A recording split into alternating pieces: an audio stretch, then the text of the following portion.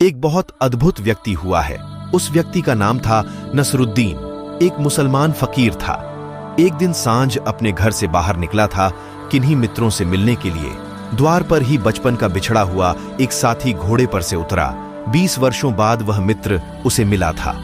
दोनों गले मिल गए, लेकिन नसरुद्दीन ने कहा कि तुम ठहरो घड़ी भर, मैं किन्हीं को वचन दिया हूं, उनसे मिलकर अभी लौट आता हूं। दुर्भाग्य कि वर्षों बाद तुम मिले हो और मुझे अभी घर से जाना पड़ेगा, लेकिन मैं जल्दी ही लौट आऊंगा। उस मित्र ने कहा, तुम्हें छोड़ने का मेरा मन नहीं, वर्षों बाद हम मिले हैं, उचित होगा कि मैं भी तुम्हारे साथ चलूं। रास्ते में तुम्हें देखूंगा भी, तुमसे बात भी कर लूंगा, लेकिन मेरे कपड़े सब धूल से गंदे हो गए हैं। अच्छा होगा अगर तुम्हारे पास दूसरे कपड़े हों तो मुझे दे दो। फकीर के पास एक कपड़े की जोड़ी थी जो बादशाह ने उसे भेंट की थी। सुंदर कोट था, पगड़ी थी, जूते थे। वह अपने मित्र के लिए निकाल लाया। उसने उसे कभी पहना नहीं था। सोचा था कभी जरूरत पड़ेगी तो पहनूंगा। आखिर वो फकीर था, वे कपड़े बादशाही थे। वो फकीर कपड़े पहनने में शर्माता था। मित्र ने जल्दी वे कपड़े पहन लिए।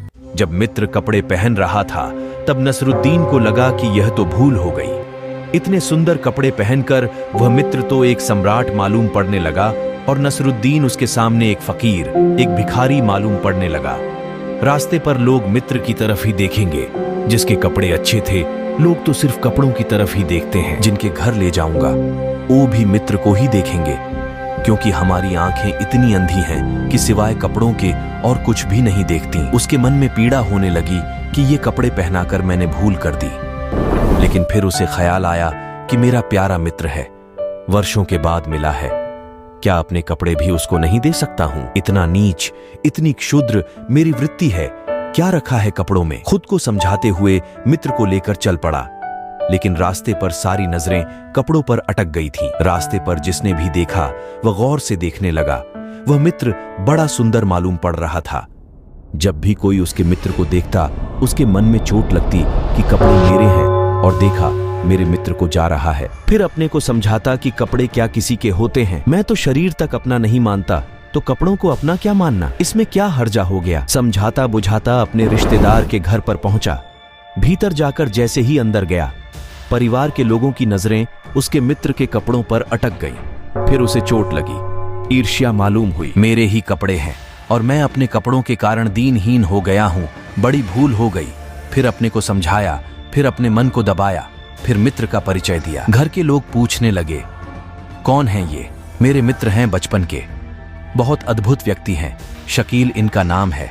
रह गए कपड़े, सो कपड़े मेरे हैं। घर के लोग बहुत हैरान हुए, मित्र भी हैरान हुआ, नसरुद्दीन भी कहकर हैरान हुआ। सोचा भी नहीं था कि ये शब्द मुंह से निकल जाएंगे, लेकिन जो दबाया था वह निकल जाता है, जो दबाओ वह निकलता है। सप्रेस करा वह प्रकट होगा। घबरा गया बहुत, सोचा भी नहीं था कि निकल जाएगा मुंह से। मित्र भी बहुत दुखी हो गया। घर के लोग भी सोचने लगे, यह क्या बात कही। बाहर निकलकर मित्र ने कहा कि क्षमा करो, अब मैं तुम्हारे साथ दूसरे घर में नहीं जाऊंगा। ये तुमने क्या बात कही? नसरुद्दीन की आंखों में आंसू आ गए।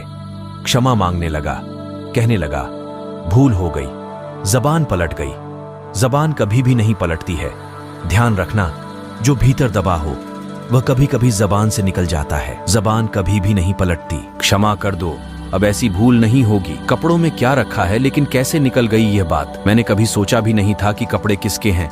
सोचा यही था, आदमी वही नहीं कहता है जो भीतर सोचता रहता है। कहता कुछ और है, सोचता कुछ। मैंने तो सोचा भी नहीं, कपड़े का तो मुझे ख्याल भी नहीं आया था। ये बात कैसे निकल गई? और जब से घर से निकला था और इस घर आने तक सिवाय कपड़े के उसे और कुछ भी ख्याल नहीं आया था। आदमी बहुत बेईमान है, जो उसके भीतर ख्याल आता है कभी कहता भी नहीं बाहर कि ये ख्याल आते हैं, और जो बाहर बताता है वह भीतर बिल्कुल नहीं होता है। आदमी सरासर एक झूठ है। मित्र ने कहा, मैं चलता हूं तुम्हारे साथ।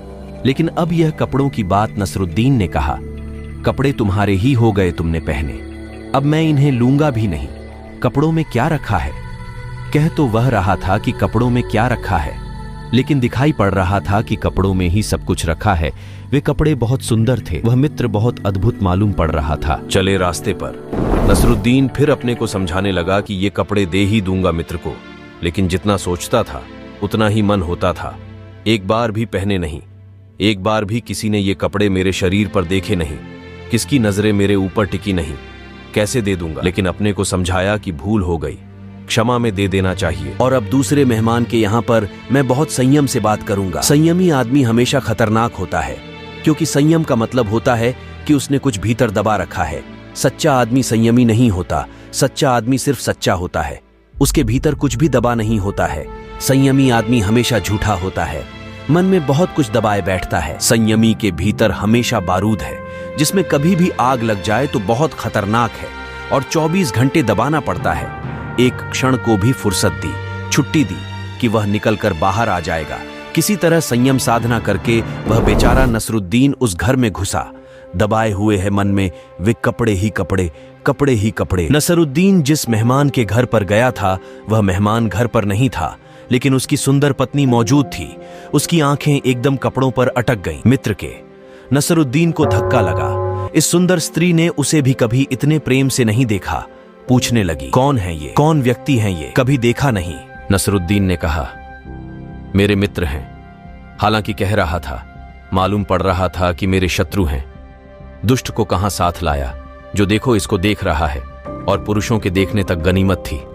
सुंदर स्त्रियां भी उसी को देख रही हैं। नसरुद्दीन बोला, मेरे मित्र हैं, बचपन के साथी हैं, बहुत अच्छे आदमी हैं। रह गए कपड़े, कपड़े उन्हीं के हैं, मेरे नहीं हैं। लेकिन कपड़े अगर उन्हीं के हैं तो कहने की जरूरत क्या है। कह गया तब पता चला कि फिर भूल हो गई। भूल का नियम है, भूल अतियों पर होती है, एक्सट्रीम पर होती है।